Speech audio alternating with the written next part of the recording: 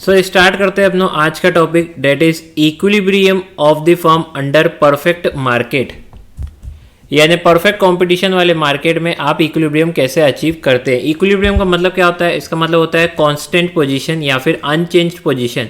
यानी कि फर्म अगर इक्विलिब्रियम पोजीशन अचीव करना चाहती है वो तभी कर सकती है जब वो अपना मैक्सिमम प्रॉफिट को अटेन कर पाए, यानी मैक्सिमम आउटपुट को बना पाए। और ये मैक्सिमम आउटपुट आपको कैसे पता चलेगा? तो मैक्सिमम आउटपुट कितना बनाना चाहिए एक फर्म को अपना प्रॉफिट को मैक्सिमाइज करने के लिए? तो उसके लिए दो कंडीशन है। क्या कंडीशन है ये ऑलरेडी अपन डिस्कस कर चुके हैं। क्या पहली, MC इक्वल टू MR होना चाहिए। इतना आउटपुट बनाओ कि जहां पे जाके आपका MC और MR इक्वल हो जाए। और सेकंड चीज, उसके ठीक बाद वाले आउटपुट में MC जो है वो ज्यादा होना चाहिए MR से। That is MC curve cuts the MR curve from below काट के जा रही है। इसका मतलब यही होता है कि इसके बाद वाले आउटपुट से MC ज्यादा होगा, MR कम होगा। ये चीज अपन ऑलरेडी डिस्कस कर चुके थे जब अपन ने निकालना सीखा था कि प्रॉफिट हो रहा है या लॉस हो रहा है। ये चीज अपन ऊपर डिस्कस किए थे। इसी चीज को बस यहाँ पे वापस से बताया गया है।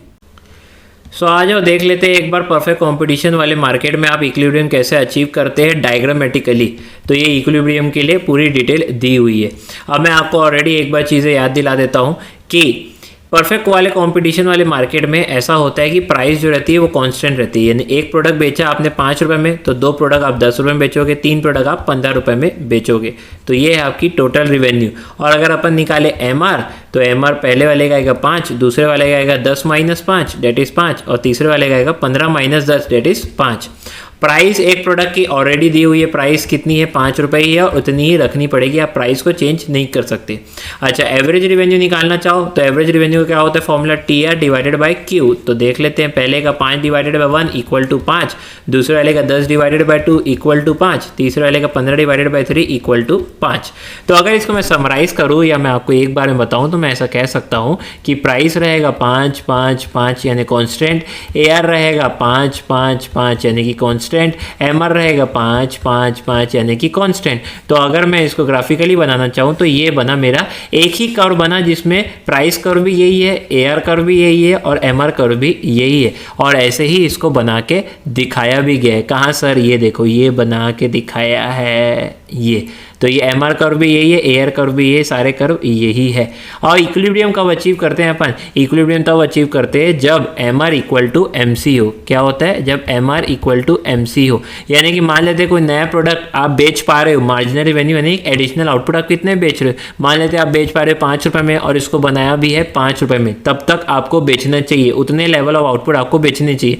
लेकिन अगर आप बना रहे हो और बेच रहे हो 5 रुपये में और उसको बना रहे हो 6 रुपये में, तो क्या मैं इसको बेचूंगा? इस आउटपुट को बेच के मेरे को फ़ायदा है, एक तो मैं आउटपुट प्रोड्यूस भी करूं और ऊपर से क्या हो रहा है? 6 - 5 इक्वल टू 1 रुपये का लॉस हो रहा है। तो क्या मैं लॉस में बेचना चाहूँगा? नहीं। क्या यहाँ पे मैं मैक्सिमम प्रॉफिट अचीव कर पाऊंगा? तो आंसर इज नहीं।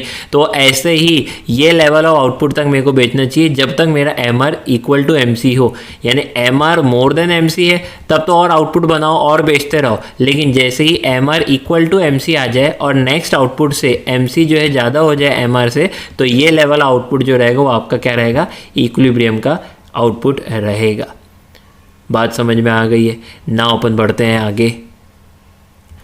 तो ये सारी चीज़ें पहले आप भी लिख लो, फिर अपन आगे बढ़ते हैं। तो अब मैं आपको बातों की और ज़्यादा गहराई में ले चलता हूँ। ये लिखा हूँ मैंने MR, ये लिखा है मैंने MC, ये लिखा है मैंने टोटल प्रॉफिट जो आपको हो रहा है, और यहाँ लिखा हूँ मैंने आउटपुट, कितने आउटपुट आप बेच रहे हो। पहला आउटपुट आपने बेचा, हाँ 5 रुपये में आपने बेच दिया, 3 रुपये में आपने बनाया, प्रॉफिट कितने का? 2 का। तो क्या बेचना चाहिए? तो आप बोलोगे यस सर बेचना चाहिए, 2 रुपये का प्रॉफिट हो रहा है। दूसरा आउटपुट बेचूँ क्या? MR कितना है? बोले 5 रुपये। यानी कि कितने में बेच दोगे? 5 रुपये में। बनाया कितने में इस आउटपुट को? तो आपने बोला 3.5 रुपये में बनाया, कॉस्ट आपकी 3.5 और बेचा आपने 5 रुपये। बेचना ही चाहिए बिल्कुल। तो 1.5 रुपये का यहाँ पे एक्स्ट्रा प्रॉफिट हो गया। पहले 2 रुपये कमाए थे और अब 1.5 रुपये, तो टोटल प्रॉफिट, ये टोटल प्रॉफिट है 3.5 रुपये। किसी को समझ नहीं आ रहा तो ऐसे लिख देना, 2 + 1.5 इक्वल टू 3.5। ठीक है, नेक्स्ट वाला आ जाओ। तीसरा आउटपुट बेचे क्या? तो बोले MR कितना है? 5, MC कितना है? 4। अरे वाह, तो 1 रुपये का एक्स्ट्रा प्रॉफिट हो गया ना, तो टोटल प्रॉफिट 4.5 हो गया। तो बेचो बेचो, बिल्कुल बेचो। चौथा आउटपुट का बताओ, तो चौथा आउटपुट में बताओ MR कितना है? बोले 5, और MC कितना है? बोले 5।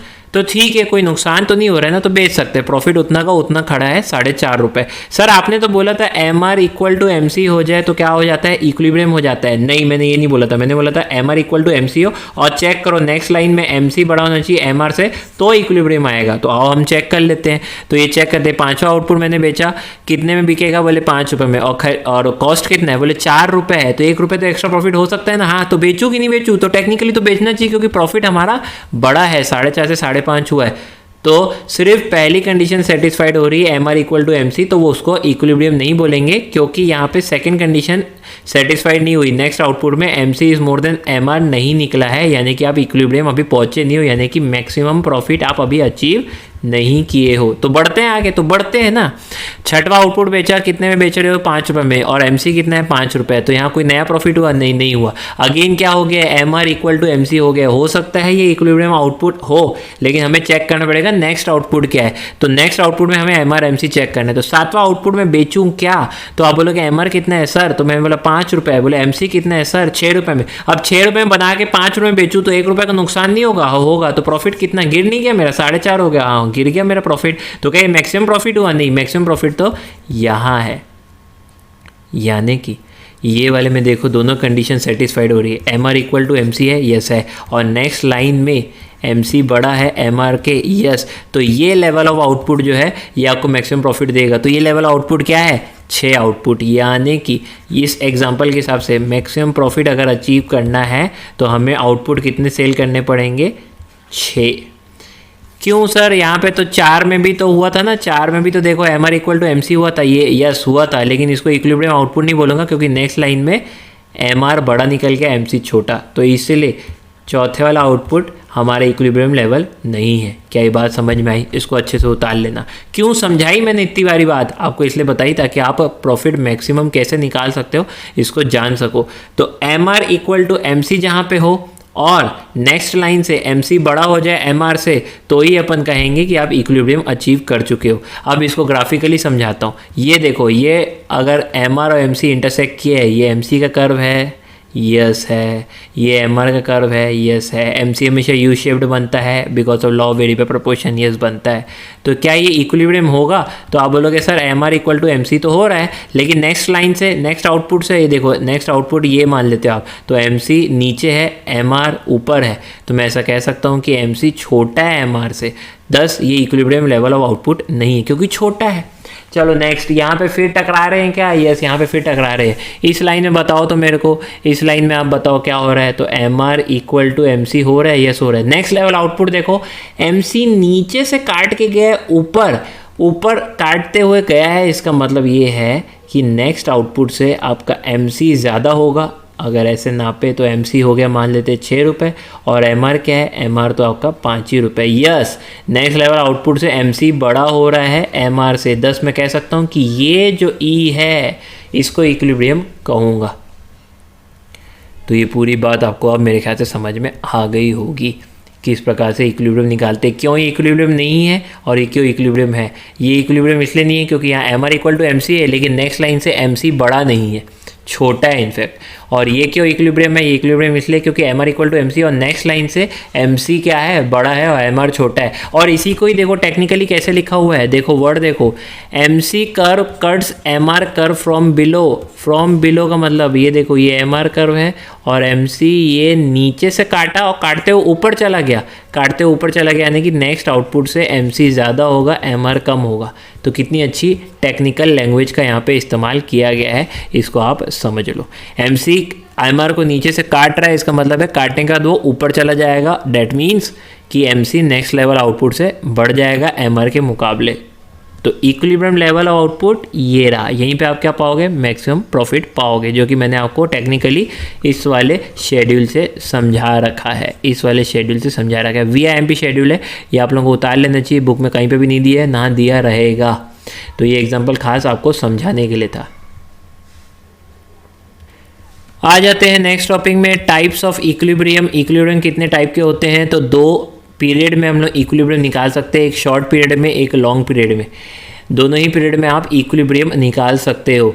तो दोनों ही पीरियड में इक्विलिब्रियम निकालने का तरीका वही है, और कुछ भी नहीं है। और प्रॉफिट होगा या लॉस होगा उसको निकालने का भी तरीका वही है जो अपन ऑलरेडी ऊपर सीख चुके हैं, और नया कुछ भी नहीं मिलेगा इसमें, बस एक बार अपन देख लेते हैं।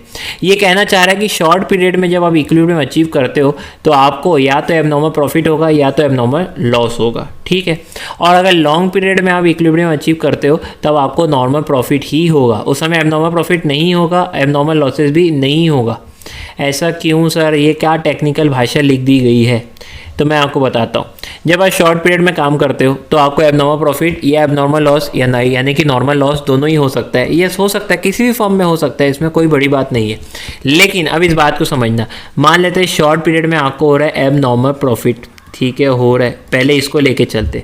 एबनॉर्मल प्रॉफिट होगा, बाकी फॉर्म देखेंगी, अरे वाह इसको तो एबनॉर्मल प्रॉफिट हो रहा है तो चलो हम भी यही बिजनेस करते हैं, तो कर लो भाई बिजनेस। ये बिजनेस करोगे तो क्या करोगे आप, नए नए सप्लायर आ जाएंगे मार्केट में, और सप्लायर नए आ जाएंगे तो सप्लाई इंक्रीज हो जाएगा मार्केट में, और सप्लाई इंक्रीज हो जाएगा तो कॉम्पिटिशन इंक्रीज हो जाएगा मार्केट में, और अगर कॉम्पिटिशन इंक्रीज हो गया तो प्राइस को कम करना ही पड़ेगा मार्केट में, सभी सप्लायर को यस करना पड़ेगा। और अगर आप प्राइस कम कर दोगे तो एबनॉर्मल प्रॉफिट से लॉन्ग रन में आप कहाँ आ जाओगे, नॉर्मल प्रॉफिट में आ जाओगे।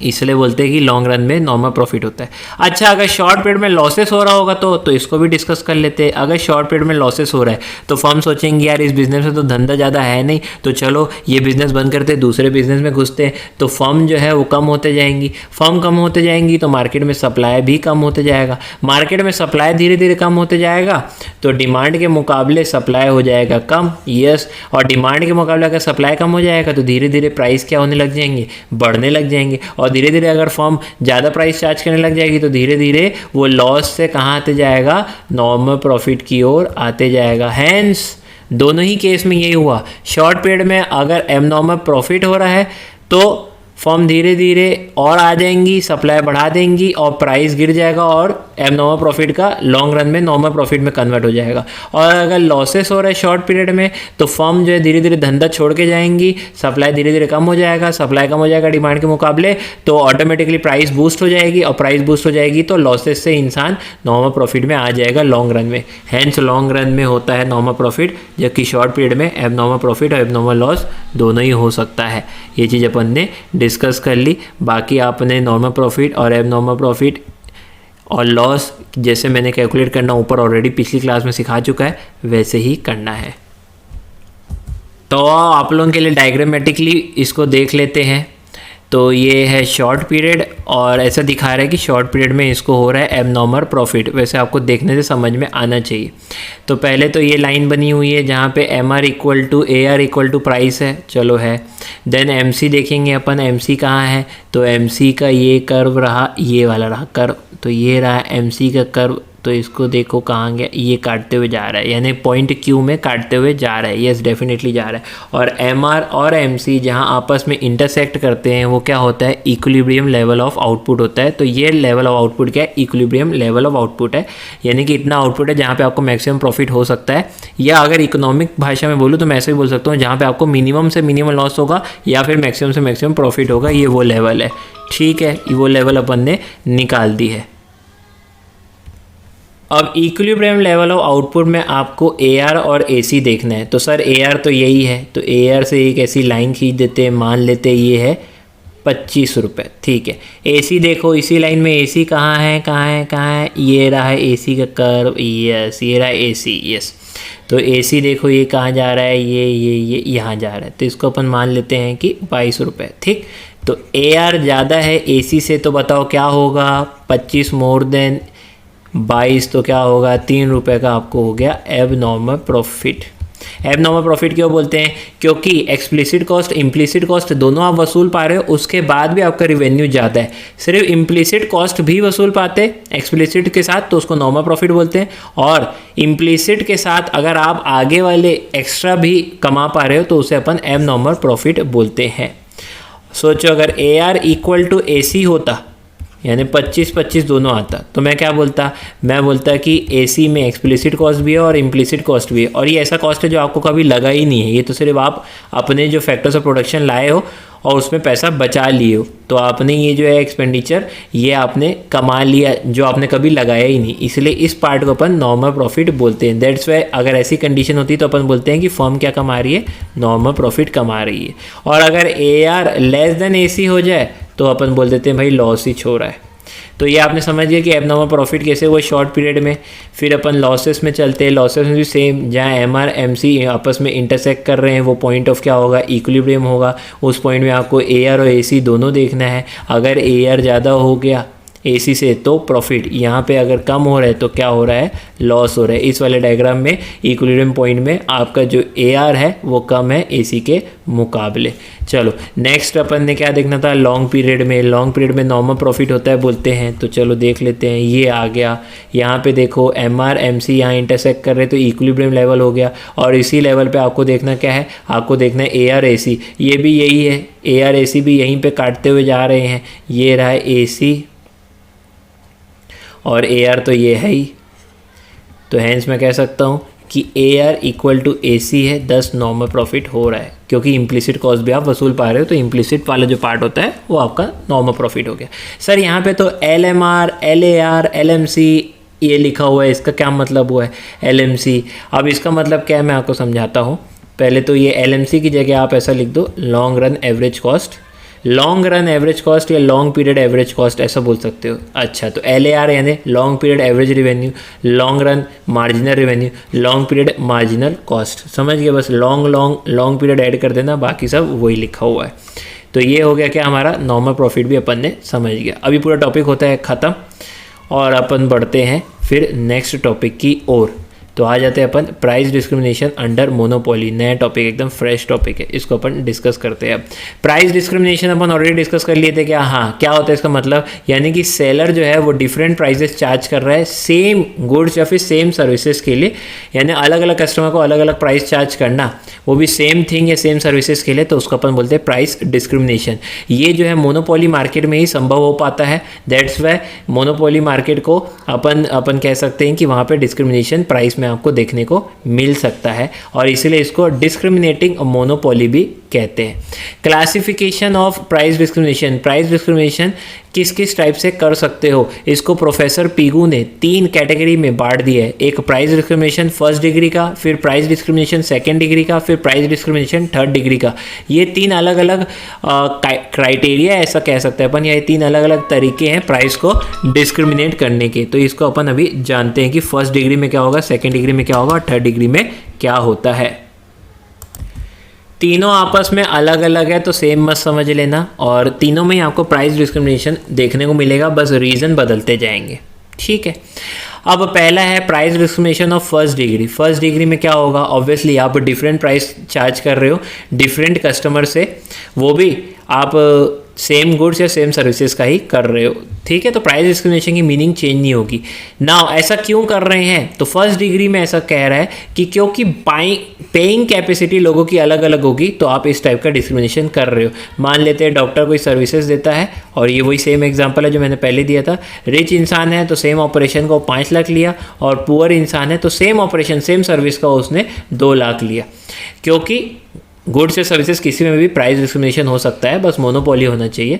तो रिच पीपल से सेम सर्विसेज का ज़्यादा पैसा और पुअर इंसान से सेम सर्विसेज का कम पैसा। क्यों?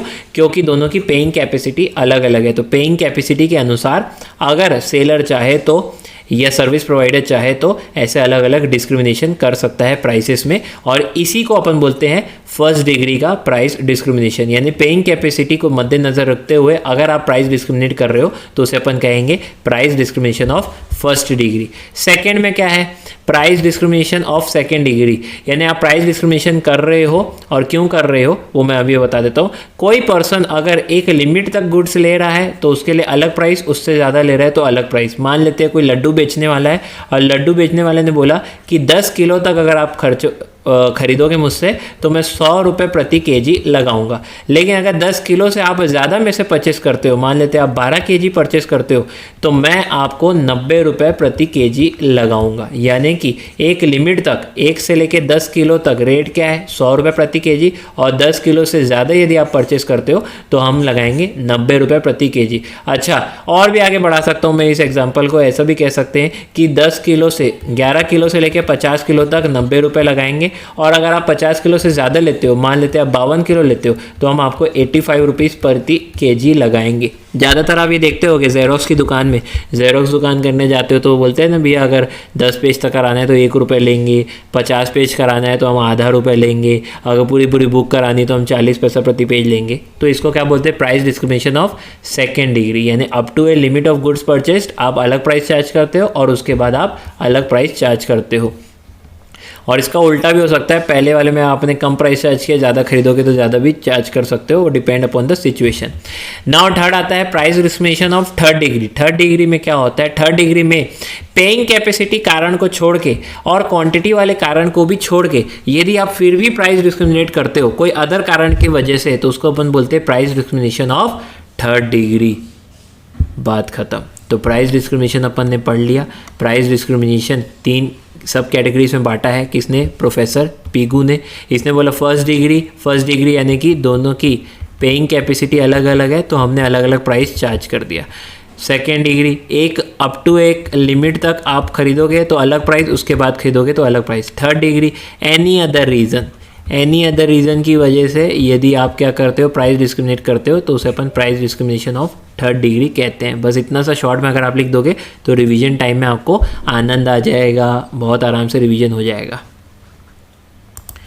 सो नेक्स्ट टॉपिक में आ गए अपन conditions for price discrimination. Price discriminate करने के लिए कौन सी कंडीशंस अवेलेबल होनी चाहिए एक मोनोपोली फर्म के सामने, तो ही वो बेटर तरीके से या कंफर्टेबल तरीके से प्राइस डिस्क्रिमिनेट कर सकता है। तो उन सारी कंडीशंस को अपन पढ़ते हैं। सबसे पहली कंडीशन लिखा हुआ है different price elasticity of demand. देखो मान लेते हैं ये मार्केट ए है और ये मार्केट बी है और आप दोनों में अलग अलग प्राइस चार्ज करना चाहते हो। यहाँ पे आपने देखा कि प्राइस इलास्टिसिटी यानी इलास्टिसिटी ऑफ डिमांड ये जो है रिलेटिवली इन इलास्टिक है। अच्छा, इन इलास्टिक है सर, मतलब ये है कि अगर आप प्राइस ज़्यादा भी चार्ज करते हो तो भी डिमांड में कुछ फ़र्क नहीं पड़ता है। तो वह अच्छी बात है ना, तो हम प्राइस ज़्यादा चार्ज करेंगे क्योंकि डिमांड में कुछ खास फ़र्क नहीं पड़ता, क्योंकि यहाँ पर डिमांड कैसी इन इलास्टिक है, यानी डिमांड कुछ खास चेंज नहीं होगी, तो हम ज़्यादा प्राइस में यहाँ पर प्रोडक्ट बेचेंगे। क्योंकि फर्म को क्या करना है, प्रॉफिट अपना मैक्सिमाइज करना है। अच्छा, मार्केट बी कैसा है, market B is very sensitive यानी कि हाईली इलास्टिक है। मतलब अगर आप प्राइस बढ़ाओगे ना तो डिमांड भयंकर ज़्यादा कम हो जाएगी, तो यहाँ तो प्राइस बढ़ाने से कोई फ़ायदा नहीं है। लेकिन वाइस वर्सा भी होगा, अगर प्राइस कम करोगे ना तो डिमांड भयंकर ज़्यादा बढ़ जाएगी। तो ये अच्छा है ना, यहाँ पे प्रॉफिट ज़्यादा कमाने के लिए हमें प्राइस कम करना चाहिए। तो आपने देखा सेम प्रोडक्ट का आपने मार्केट ए में ज़्यादा प्राइस चार्ज किया क्योंकि वहाँ की इलास्टिसिटी कम है, इन इलास्टिक है, तो मान लेते हैं आप यहाँ 50 रुपये बेच रहे हो, और मार्केट भी क्योंकि बड़ा इलास्टिक मार्केट है यहाँ पे, तो आपने प्राइस कम कर दिया यानी कि 40 रुपये मान लेते हैं आप यहाँ पे प्रोडक्ट बेच रहे हो। तो अगर दोनों मार्केट की इलास्टिसिटी अलग अलग है तो आप डिफरेंट प्राइस चार्ज कर सकते हो।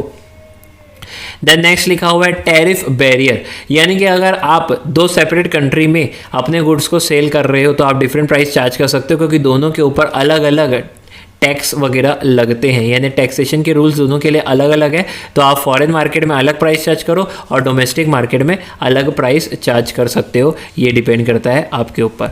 तीसरा है geographical distance between the market. मान लेते हैं जोग्राफिकली एक मार्केट और दूसरे मार्केट में काफ़ी लंबा सा डिस्टेंस है। मान लेते अगर आप सेल कर रहे हो अपने गुड्स छत्तीसगढ़ में और दूसरी जगह आप सेल कर रहे हो अपने गुड्स को कर्नाटका में, तो अलग अलग जगह हैं, बहुत आपस में एक दूसरे से दूर है। तो अगर यहाँ पे आप मान लेते 50 रुपये चार्ज कर रहे हो, यहाँ पे आप 40 रुपये चार्ज कर रहे हो, तो भी कोई ख़ास फ़र्क नहीं पड़ेगा। आपको अपनी मार्केट सिचुएशन के हिसाब से अलग अलग प्राइस चार्ज कर सकते हो। ऐसा नहीं है कि छत्तीसगढ़ वाले जाएंगे कर्नाटका से गुड्स परचेज करके आ जाएंगे, ये चीज़ पॉसिबल इसलिए नहीं क्योंकि जोग्राफिकली दोनों के बीच में डिस्टेंस बड़ा ज़्यादा है। देन थर्ड फिर लिखा हुआ है impossibility of resale of A product. आप ऐसी सर्विसेज प्रोवाइड कर रहे हो जिसको रीसेल नहीं किया जा सकता है। सर इसका एग्जांपल आप ऑलरेडी जानते हो, डॉक्टर की सर्विस। अभी डॉक्टर क्या प्रोवाइड कर रहा है, सर्विस प्रोवाइड कर रहा है, क्या आप जाके कहीं उसको सेल कर सकते हो? नहीं कर सकते हो। मान लेते हैं पुअर ने सेम ऑपरेशन का 2 लाख पे किया और जबकि रिच ने क्या किया है 5 लाख। तो अगर ये गुड्स होते तो पुअर 2 लाख का खरीद के 5 लाख में अमीरों को बेच देता और 3 लाख खुद प्रॉफिट कमा देता अगर ये गुड्स होता तो। पर ये क्या है, ये तो सर्विस है। अब सर्विस, हार्ट सर्जरी पुअर ने ले ली 2 लाख में, तो थोड़ी बोलेगा ए ले मैं रिच को ट्रांसफर कर देता हूँ वो सर्जरी। नहीं कर सकता है। तो जहाँ पे रीसेल नहीं कर सकते हो वहाँ पे आप आराम से प्राइस डिस्क्रिमिनेट कर सकते हो। जनरली कौन से केस में होता है ये? सर्विस के केस में होता है। नाउ नेक्स्ट है इग्नोरेंस ऑफ कंज्यूमर। अच्छा, जो मैं ऐसे एग्जांपल लिखता हूँ ना वैसे वैसे एग्जांपल आप भी लिख लिया करो। अच्छा, इग्नोरेंस ऑफ कंज्यूमर में क्या है? कंज्यूमर है भोला, और कंज्यूमर भोला है, उसको नहीं मालूम कि 2 अलग अलग प्राइस आप चार्ज कर रहे हो अलग अलग मार्केट में। वो भोला है तो वो जिस मार्केट में जिस प्राइस में उसको गुड्स मिलते हैं वो खरीद लेता है। यानी कंज्यूमर भोला है, इग्नोरेंट है, उसको ज़्यादा आइडिया नहीं मार्केट के बारे में, तो आप उससे ज़्यादा प्राइस चार्ज कर सकते हो जबकि आप सेम कमोडिटी का दूसरे मार्केट में कम प्राइस चार्ज करते हो। नेक्स्ट है टिपिकल बिहेवियर ऑफ कंज्यूमर। ऐसे भी लोग होते हैं जो सोचते हैं महंगा है तो बेहतर है। तो अगर ऐसी लोकेशन में आप काम कर रहे हो जहाँ पे रईस लोग बहुत ज़्यादा है, जिनकी सोच ऐसी है महंगा है तो बेहतर है, तो आप सेम प्रोडक्ट को क्या करो, हाइयर प्राइसेस में उस मार्केट में उस एरिया में चार्ज करो, और जिस एरिया में लगता है लोग थोड़े कंजूस है तो उस एरिया में आप सस्ते में बेचो। तो ऐसा भी आप कर सकते हैं, कंज्यूमर के बिहेवियर के ऊपर है। तो आप देख लेना जहाँ पे आप काम करते हो, जनरली लोग होते हैं ना पॉश एरिया में काम कर रहे, पॉश एरिया में वो सेम खाने का रेट 5,000 रखेंगे और वही उन्हीं की सेम रेस्टोरेंट रहेगी कोई नॉर्मल एरिया में तो उसी खाने का कॉस्ट उन्होंने 5 की जगह 3,000 रखेंगे। तो डिपेंड करता है किस टाइप का बिहेवियर है कंज्यूमर का आपके एरिया में। तो ये सारे कंडीशन में अगर कोई भी कंडीशंस अवेलेबल हो तो आप बड़ी कंफर्टेबली प्राइस डिस्क्रिमिनेट कर सकते हैं। तो ये हो गया हमारा टॉपिक शानदार वाला खत्म। प्राइस डिस्क्रिमिनेशन यहाँ पे हमारा पूरी तरह से खत्म होता है। जैसे जैसे मैं नोट्स बनाता हूँ वैसे वैसे आपको भी नोट्स बना देने चाहिए। कहीं मिस हो जाता है तो पॉज किया करो, रिवाइंड किया करो और नोट्स लिख दिया करो। सो अब अपन पढ़ते हैं price and output determination under monopolistic competition market. यानी मोनोपोलिस्टिक कंपटीशन वाले मार्केट में किस प्रकार से आप कितना आउटपुट प्रोड्यूस करने वाले हो ये निकालोगे और कितना प्राइस एक प्रोडक्ट का रखने वाले हो ये निकालेंगे। तो इक्विलिब्रियम प्राइस या इक्विलिब्रियम क्वांटिटी एक्चुअल में इसमें निकालते हैं। तो सबसे पहले इसमें टॉपिक पढ़ते हैं डिमांड कर्व। तो 2 टाइप के डिमांड कर्व जो है वो मोनोपोलिस्टिक कंपटीशन मार्केट में बनते हैं। पहला है परसीव्ड डिमांड कर्व और दूसरा है प्रोपोर्शनल डिमांड कर्व। अभी दोनों का मीनिंग क्या होता है इसको अपन एक बार डिस्कस करेंगे। फिर इन दोनों के यूज़ से आप किस प्रकार से निकाल सकते हो इक्विलिब्रियम प्राइस और क्वांटिटी ये अपन फिर देखेंगे। तो सबसे पहले डिस्कस करते हैं अपन ये परसीव्ड डिमांड कर्व क्या होता है। परसीव्ड डिमांड कर्व यानी एक ऐसा डिमांड कर्व जो शो करता है different combination between quantity demand और प्राइस। यानी अलग अलग प्राइस में अलग अलग क्वांटिटी डिमांड ये शो करेगा और सच दैट कि कोई भी फर्म अपने डिसीजन से डेविएट नहीं होगी। यानी कि कोई भी फर्म जो है अपना प्राइस चेंज नहीं करेगी, फ्लक्चुएट नहीं करेगी, ना ही अपनी क्वांटिटी को फ्लक्चुएट करने वाली है। यानी एक ऐसा कांस्टेंट डिमांड कर्व हमको शो करता है कौन, परसीव डिमांड कर्व, जिसमें अलग अलग कॉम्बिनेशन दिखाए जाते हैं क्वांटिटी डिमांड और प्राइस के, जिसमें ऐसा दिखाया जाता है कि कोई भी फर्म कोई भी फर्दर डेविएशन डिसीजन में अपने नहीं करने वाली है। देन नेक्स्ट है proportional demand curve. Proportional demand curve में क्या रहता है एक बार उसको भी नज़र मार लेते हैं। प्रोपोर्शनल डिमांड कर्व कैप्चर करता है सारे इम्पैक्ट को जो फर्म करने वाली है।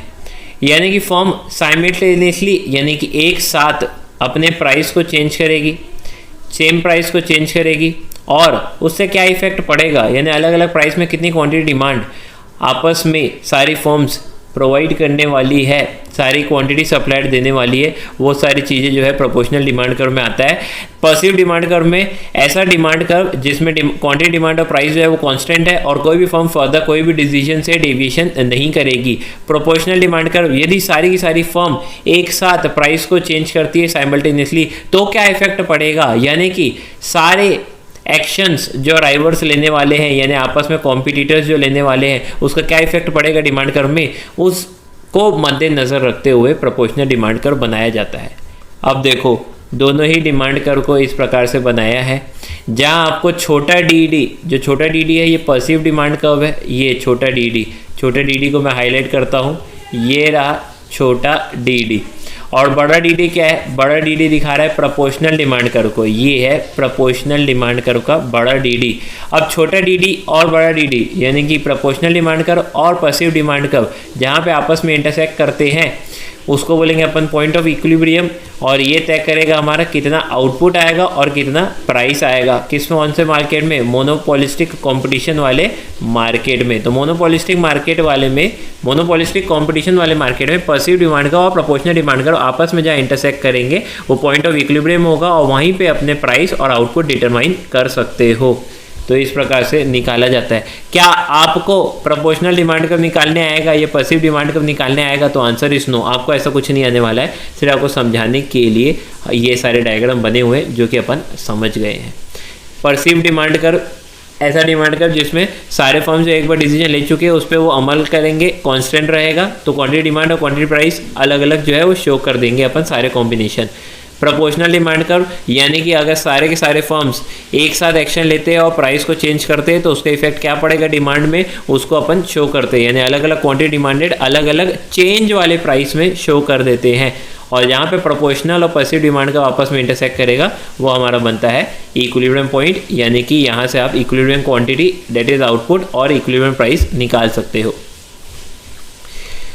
सो इक्विलिब्रियम कंडीशन पढ़ते हैं under monopolistic competition. Monopolistic competition में इक्विलिब्रियम कैसे अचीव कर सकते हो, तो सेम पॉइंट लिखा हुआ है, कुछ भी नया नहीं है। जहाँ एमसी और एमआर आपस में इंटरसेक्ट करेंगे और नेक्स्ट लाइन से एमसी एमआर से बड़ा होगा, वही होगा क्या, इक्विलिब्रियम।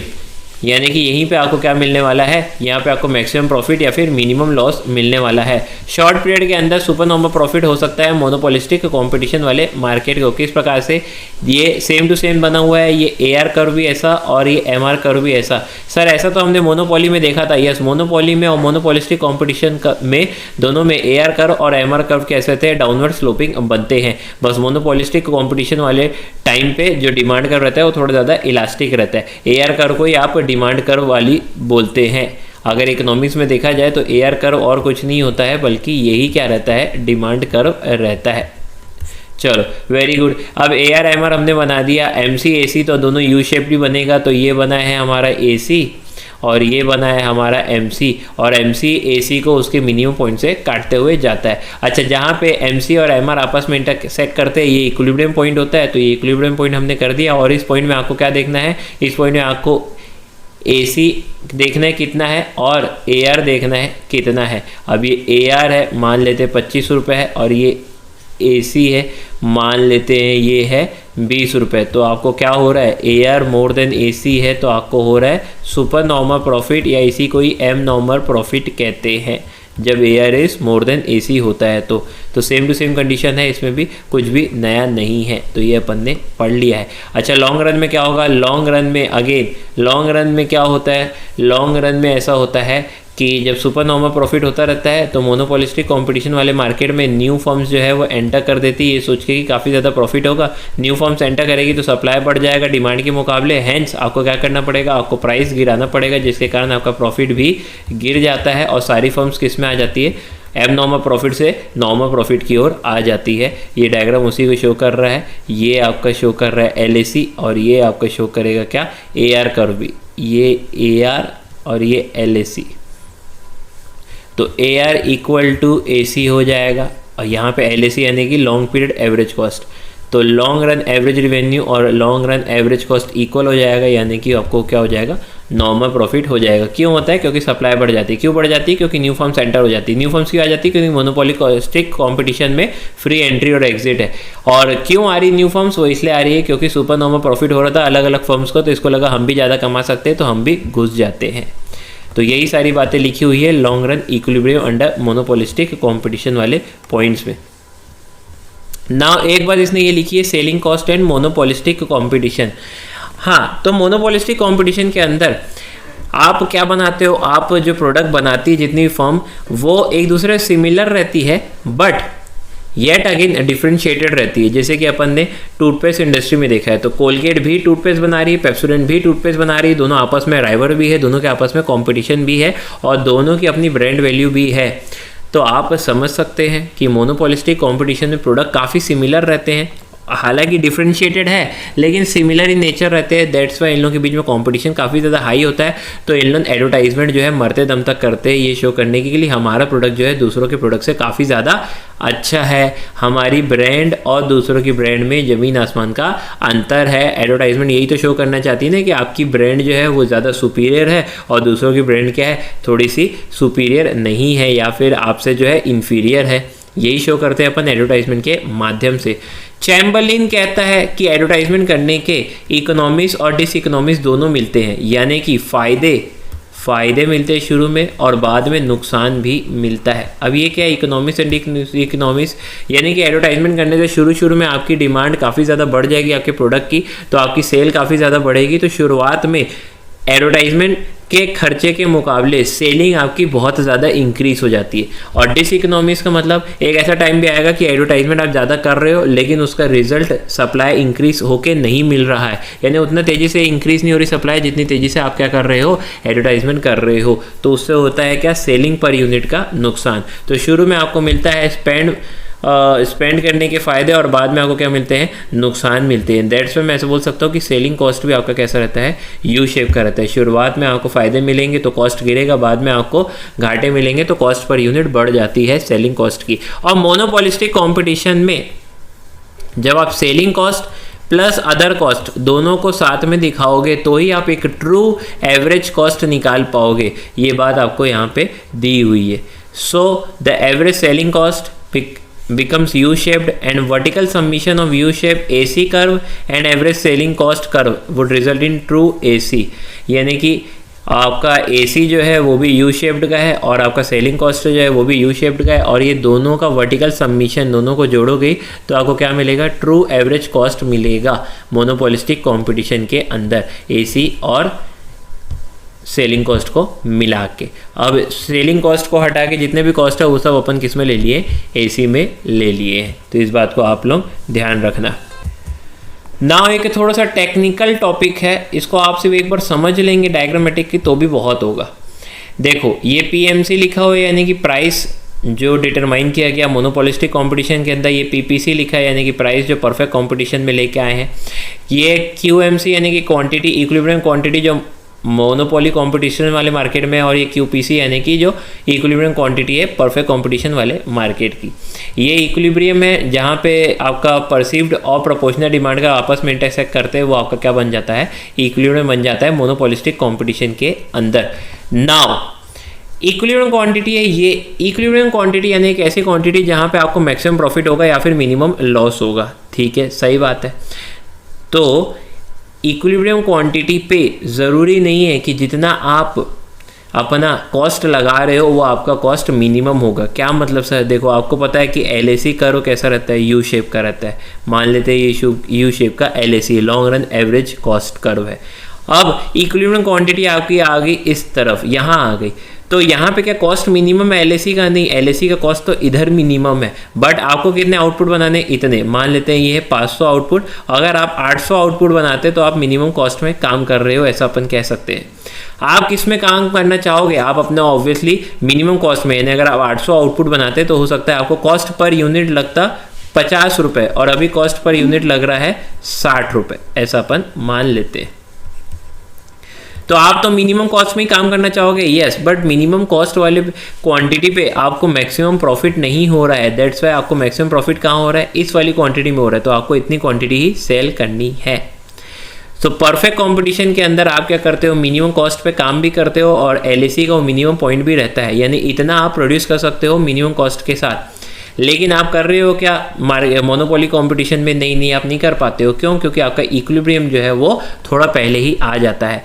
तो QMC और QPC के बीच में जितना गैप है आउटपुट का, इसी को अपन क्या बोलते हैं, एक्सेस कैपेसिटी बोलते हैं। यानी कि इतनी कैपेसिटी एक्स्ट्रा आप प्रोड्यूस कर सकते हो, बट इसलिए नहीं कर रहे हो क्योंकि आपको जो है मैक्सिमाइज करना है अपने प्रॉफिट को, क्योंकि आपका इक्विलिब्रियम पॉइंट जो है वो पहले आ गया है। दस मैं ऐसा कह सकता हूँ कि मोनोपोलिस्टिक कंपटीशन वाले मार्केट में आप अपना 100% यूटिलाइजेशन नहीं करते हो, जितना भी आउटपुट आप बना सकते हो उतना आप नहीं बनाते हो। दस इसके कारण क्या होता है, आपके पास एक्सेस कैपेसिटी बची रहती है, एक्सेस कैपेसिटी मार्केट में अवेलेबल रहती है, जो कि याद रखना कि परफेक्ट कंपटीशन वाले के मार्केट में नहीं रहती, क्योंकि वहाँ पे मिनिमम कॉस्ट पे ही काम कर सकते हो, क्योंकि वहाँ पे कॉम्पिटिटर बहुत ज़्यादा है। सो ये थोड़ा सा टेक्निकल इशू था, टेक्निकल टॉपिक था, ये मैंने आपको सिर्फ एक्सप्लेन कर दिया है। इसका MCQ से पार्ट में कुछ आना हो उसके चांसेस थोड़े कम है।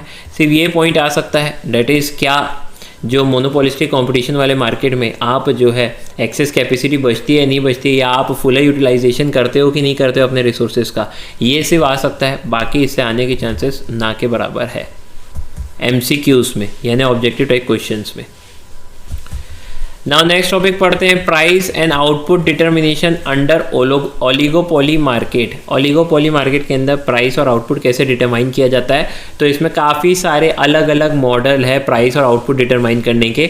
वैसे मैं आपको बता दूं, यदि आप डिमांड कर्व बनाना चाहोगे तो ओलिगोपोली मार्केट में बनाना इम्पॉसिबल है, नहीं बना सकते हो, और जो भी आप बनाते हो वो सिर्फ एक थ्योरी पे बेस्ड रहता है, ज़रूरी नहीं कि वैसा बने ओलिगोपोली मार्केट में, क्योंकि आपके डिसीजन जो है वो आपके राइवर को बहुत ज़्यादा इफेक्ट करते हैं और राइवर के डिसीजन आपको ज़्यादा इफेक्ट करते हैं, तो कोई भी एक सीधा साधा डिमांड कर्व बनाना बहुत ज़्यादा मुश्किल है वहाँ पे। बट देन ऑल्सो किस प्रकार से प्राइस और आउटपुट निकाले जाते हैं, अलग अलग इकोनॉमिस्ट टाइम टू टाइम आए हैं, इन्होंने अपने अपने मॉडल प्रोवाइड किए हैं, उसकी एक एक लाइन दी हुई है, आप लोगों को डिटेल में नहीं दिया हुआ है, तो उसकी एक एक लाइन को अपन एक बार डिस्कस कर लेते हैं।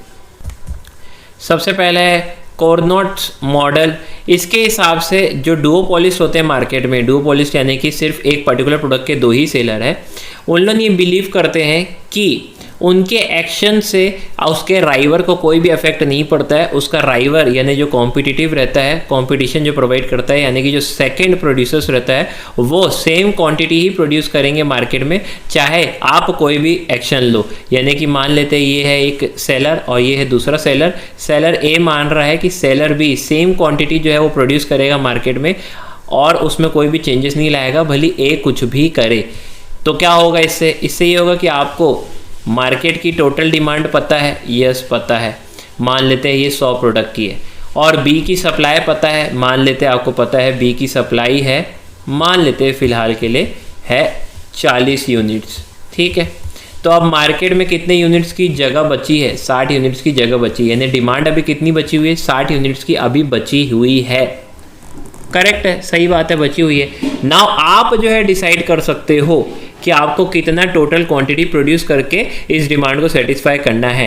यदि आप ज़्यादा क्वांटिटी प्रोड्यूस करके बेचोगे तो आपको प्राइस कम रखना पड़ेगा, और यदि आप इस 60 यूनिट, क्योंकि आपको पता है बची हुई डिमांड है, और इसका ध्यान रखते हुए यदि आप क्वांटिटी कम प्रोड्यूस करके बेचोगे, यानी कि आप सप्लाई कम करोगे, मार्केट में क्वांटिटी सप्लाई कम होगा क्वांटिटी डिमांड से, तो ऑटोमेटिकली आप ज़्यादा प्राइस में बेच सकते हो अपने प्रोडक्ट को। डैट मीन्स आप ज़्यादा प्राइस चार्ज करोगे तो ज़्यादा प्रॉफिट भी कमा सकते हो।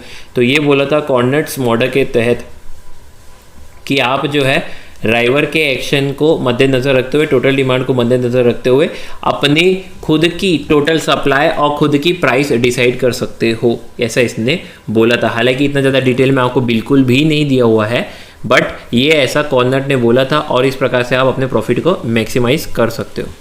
नेक्स्ट है स्टैकलबर्ग मॉडल। स्टैकलबर्ग मॉडल क्या है?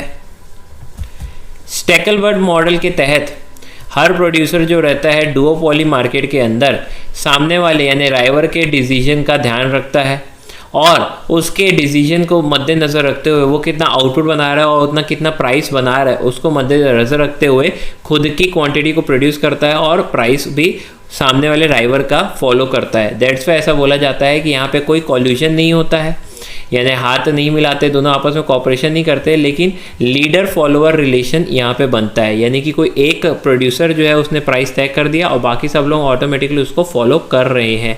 डुओपोली में 2 ही लोग हैं, तो आपके राइवल ने जो डिसीजन लिया उसको आप इंकॉर्पोरेट कर रहे हो अपने डिसीजन में, उसके डिसीजन को मद्देनजर रखते हो आप अपने डिसीजन लेते हो, और प्राइस जो है वो जो रखा है उसके अनुसार आप रखना चाहते हो, ताकि कोई भी टाइप का आप उसमें कन्फ्लिक्ट ना करो और लीडर फॉलोवर एक रिलेशन क्रिएट हो पाए। क्योंकि ऐसा भी हो सकता है कि सामने वाला जो पर्सन है वो मार्केट शेयर ज़्यादा कैप्चर करके रखा हो, यानी 100 प्रोडक्ट में हो सकता है 70 या 80 प्रोडक्ट वो बना के बेचता हो, तो आपके हाथ में नहीं है टोटल मार्केट शेयर। तो आप फ़ायदा यही है आपका कि आप जो है सामने वाले पर्सन को फॉलो ही कर दो। नेक्स्ट है बेल ट्रेंड मॉडल। अभी इस मॉडल में क्या होता है, इस मॉडल में हर प्रोड्यूसर जो है वो अपनी प्राइस को कम कर सकता है। कहाँ तक कम कर सकता है? कॉस्ट ऑफ प्रोडक्शन तक कम कर सकता है, यानी जितने बनाया उतने में वो बेच सकता है। ऐसा बेल ट्रेंड मॉडल बोलता है। और क्या बोलता है? और कुछ भी नहीं बोलता है, आपको सिर्फ इतना सही दिया हुआ है, बाकी आपको कुछ भी डिटेल में नहीं दिया हुआ है। देन आता है एजवर्थ मॉडल। बस आप इन्होंने क्या क्या बोला उसकी लाइनें याद रखना, वही एमसीक्यू में आपसे पूछेगा। कुछ भी डिटेल में नहीं दिया हुआ है, मैं आपको बता दूं, सिर्फ नाम दिए हुए हैं, डिटेल में कुछ नहीं दिया हुआ है। एक्चुअली इस मॉडल के ऊपर, सारे मॉडल्स के ऊपर एक एक कंप्लीट थ्योरी है। आप 20-20 पन्ने की थ्योरी पढ़ोगे तो भी कम होगा, इतने अच्छे मॉडल में आपको एक्सप्लेन किया गया ओलिगोपोली में कैसे काम चलता है। लेकिन आपको ये सारी चीज़ें नहीं दी हुई है, सिर्फ लाइनें दी हुई है, उतनी लाइनें आप पढ़ लेना, उतनी आपके एमसीक्यू के लिए बहुत होगी। एजवर्थ मॉडल के तहत हर डुओपोलिस्ट ये मानता है कि उसका राइवल जो है वो सेम प्राइस चार्ज करेगा, चाहे सामने वाला पर्सन कोई भी एक्शन ले। यानी कि ए सेलर है और बी सेलर है, और ए सेलर सोचेगा कि बी सेलर जो है सेम प्राइस चार्ज करेगा, भले ए कुछ भी करता है, और ए अपनी प्राइस को कुछ भी सेट करता है, उससे कोई मतलब नहीं है बी को। बी जो अपनी प्राइस चुन लिया है वही प्राइस को वो कैरी ऑन करेगा इररिस्पेक्टिव ऑफ एनीथिंग। और यहाँ पे आप कोई भी लेवल पे इक्विलिब्रियम नहीं अचीव कर सकते, या इक्विलिब्रियम आप नहीं बना सकते हो। अचीव तो ऑटोमेटिकली मार्केट में हो जाता है, इक्विलिब्रियम आप यहाँ पे निकालना काफ़ी ज़्यादा मुश्किल होगा। नेक्स्ट है कॉल्यूसिव ओलिगोपोली। कॉल्यूसिव यानी कि हर कोई आपस में हाथ मिला लेता है। मान लेते हैं कि ऑयल बेचने वाले सिर्फ 3 ही कंपनी है, एग्जांपल ABC, 3 ही कंपनी, तीनों कंपनी बोले कि आपस में कॉम्पीट करने की जगह अपन क्या करते हैं, तीनों आपस में हाथ मिला देते हैं, और हाथ मिला के एक सिंगल ग्रुप बना देते हैं। सिंगल ग्रुप बना देते हैं जिसको अपन कहते क्या है, कार्टेल कहते हैं। सिंगल ग्रुप बना देते हैं। अब सिंगल ग्रुप हो गए अपन, हम लोग क्या कर सकते हैं, हम लोग खुद अपना आउटपुट डिसाइड कर सकते हैं, और हम लोग अपनी खुद प्राइस भी फिक्स कर सकते हैं। क्या ऐसा होता है? हाँ, ऐसा होता है। प्रॉफिट मैक्सिमाइज करने के लिए ऐसा किया जाता है, और इसका क्लियर कट आंसर है, एग्जांपल है ओपेक कंट्रीज। इन लोगों ने मिलकर क्या किया, कार्टेल फॉर्म किया, और इन लोग ही डिसाइड करते हैं कि पेट्रोलियम के प्रोडक्ट का कितना प्राइस रहेगा, कितना आउटपुट इन लोग एक्चुअल में प्रोड्यूस करेंगे। तो एक हिसाब से पेट्रोल जो बेचने वाली कंट्रीज है उन्होंने आपस में मिलके हाथ मिला दिए, ग्रुप बना दिए, और उस एक ग्रुप को अपन कार्टेल बोलते हैं, और इन लोग ही डिसाइड करते हैं कि इतना टोटल आउटपुट सब लोगों को मिला के बनाना चाहिए और क्या प्राइस इन लोगों को रखनी चाहिए। उसके पहले तक इन लोग कॉम्पीट करते थे प्राइस में, लेकिन ओपेक बनाने के बाद इन लोग आपस में कॉम्पीट नहीं करते हैं, बल्कि इन लोग ज़्यादा प्रॉफिट कमाने के लिए सेम प्राइस हर कोई लगभग चार्ज करता है। ओपेक का फुल फॉर्म है organisation of petroleum exporting countries. और आपको मैं बता दूं, ओपेक बनाने के बाद इन लोगों का प्रॉफिट काफ़ी ज़्यादा बढ़ गया था, क्योंकि हर कोई अब प्राइस में कॉम्पीट नहीं कर रहा है, बल्कि एक सेम टाइप का प्राइस चार्ज कर रहा है, और हर कोई ज़्यादा प्राइस चार्ज कर रहा है, जिसके कारण ज़्यादा प्रॉफिट कमा सकते हैं।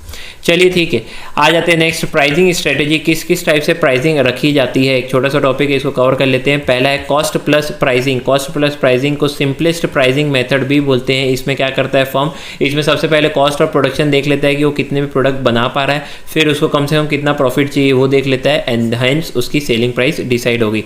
मान लेते हैं आपने कोई प्रोडक्ट बनाया 20 रुपये में, आपने सोचा मुझे 10% कम से कम प्रॉफिट कमाना है, तो ये लो उसको भी जोड़ लो, तो आगे आपकी सेलिंग प्राइस डेट इज 20 रुपये प्लस 10% इक्वल टू 22 रुपये आपकी आ गई सेलिंग प्राइस। इस प्रकार से आपने प्राइसिंग अपने प्रोडक्ट की रखी है। नेक्स्ट आता है लिमिट प्राइस। अभी लिमिट प्राइस क्या होता है, लिमिट प्राइस में एक मोनोपोलिस्ट जो रहता है वो एक प्राइस फिक्स कर लेता है कि हम इससे ज़्यादा प्राइस चार्ज ही नहीं करेंगे। हाँ, चार्ज ही नहीं करेंगे। तो इससे क्या होगा, इससे ये होगा कि हमने जो प्राइस फिक्स किया है ना, वो न्यू कंपनी अगर आके उस प्रोडक्ट को बनाती है ना, तो उसका एवरेज कॉस्ट ऑफ प्रोडक्शन जो है वो उससे हमसे ज़्यादा हाई होगा। क्या बोल रहा हूँ मैं, मान लेते हैं कि हम टाटा कंपनी और हम क्या बना रहे हैं, ट्रक बना रहे हैं। हमने ट्रक बना दी, मान लेते हैं कि 20 लाख की, 30 लाख की हमने ट्रक बना दी कि हम 30 लाख में ट्रक को बेचेंगे। और टाटा के अलावा कोई न्यू कंपनी अगर मार्केट में एंटर करती है, इन्वेस्टमेंट करती है और इस ट्रक को बनाती है, तो सिमिलर कैटेगरी की ट्रक का कॉस्ट ही उसको कितना बैठेगा मालूम, मान लेते हैं 32 लाख बैठेगा। तो बताओ, अब इसको कॉस्ट ही 32 लाख बैठ रहा है न्यू कंपनी को, और टाटा क्या कर रही है, टाटा क्योंकि पहले से प्रोडक्शन कर रही है और ये काफ़ी कम कॉस्ट में बना सकती है, इसने सीख लिया कैसे बनाना है, तो ये अपना प्राइस ही, सेलिंग प्राइस कितना रखी हुई है, इतना कम रखी हुई है कि न्यू कंपनियां आने से घबरा रही है, क्योंकि उनको पता है उनका कॉस्ट ही इतना ज़्यादा लग जाएगा, फिर उनसे खरीदेगा कौन। जब टाटा 30 लाख में खुलेआम बेच रहा है, तो तुमसे 32 लाख में तो बना पा रहे हो, बेचोगे मान लेते हो 33 लाख में, तो तुमसे खरीदेगा कौन। यही कर रहे हैं कि चाइनीज वाले, Chinese people are doing the same, Chinese कंपनियां यही कर रही है। उन लोग इतना हैवी प्रोडक्शन करते हैं, इतना बल्क प्रोडक्शन करते हैं कि उनका कॉस्ट ऑफ प्रोडक्शन इतना ज़्यादा कम हो जाता है, और फिर उन लोग सेलिंग प्राइस भी अपनी इतनी कम रख रहे हैं, जिसके कारण कोई न्यू कंपनी आके उनको टक्कर नहीं दे सकती, और अगर करती भी है तो नुकसान में जाती है, क्योंकि चाइनीज कंपनियां जितने में सेलिंग प्राइस रखती है उतना बहुत सारी कंपनियों का कॉस्ट ऑफ प्रोडक्शन रहता है। तो मोनोपोलिस्ट ज़्यादातर ऐसा करते हैं ताकि कोई नया पर्सन मार्केट में आ ही नहीं पाए। नेक्स्ट आता है पेनिट्रेशन मार्केट। इसमें क्या रहता है, पेनिट्रेशन प्राइसिंग में आप शुरुआत में मार्केट को अट्रैक्ट करने के लिए, कस्टमर को अट्रैक्ट करने के लिए, ज़्यादा से ज़्यादा मार्केट शेयर करने के लिए प्राइस अपना एकदम कम रखोगे, और जैसे ही लगेगा कि आपने मार्केट शेयर अब अच्छा खासा कैप्चर कर लिया, तो फिर आप अपने प्राइस हाई करने स्टार्ट कर दोगे। सर ऐसा कहीं एग्जांपल देखा क्या? यस, जियो जब स्टार्टिंग में आया था तो 4 GB डेटा आपको डेली का फ्री में दे रहा था। यस, फ्री में, वो तो कुछ प्राइस ही नहीं रख रहा था, पूरा कंपनी लॉस पे जा रही थी। और जैसे ही उसने 50 लाख 60 लाख 70 लाख सिम बेच दिए थे, उसके बाद धीरे से उसने स्कीम निकाली और फिर वो प्राइस चार्ज करने लगा। इसको बोलते हैं पेनिट्रेशन प्राइसिंग। देन नेक्स्ट आता है क्या, प्राइस डिस्क्रिमिनेशन। प्राइस डिस्क्रिमिनेशन में क्या किया जाता है, प्राइस डिस्क्रिमिनेशन अपन ऑलरेडी बहुत ज़्यादा डिटेल में पढ़ चुके हैं। अलग अलग कस्टमर से अलग अलग प्राइस चार्ज करना सेम गुड्स या सर्विसेज के, और इसकी क्या क्या कंडीशन होती है और कैसे कैसे किया जाता है, ये सारी चीज़ें अपन ऑलरेडी डिस्कस कर चुके हैं। देन आता है साइकोलॉजिकल प्राइसिंग। साइकोलॉजिकल प्राइसिंग यानी कि ऐसा प्राइस रखना जिससे एक पॉजिटिव साइकोलॉजी सेट कर पाओ आप कस्टमर के बीच में, और वो आपका प्रोडक्ट जो है महंगा नहीं लगे। दैट्स वाई आप देखे हो कि प्राइस रखते हैं 3.99 3.95 इंस्टेड ऑफ 4। 4 रुपये हो सकता है लोगों को महंगा लगे, और 3.99 थोड़ा पॉजिटिव लग रहा है, थोड़ा कम लग रहा है, और ऐसा फील देता है वो कि 3 रुपये के आसपास का ही प्रोडक्ट है।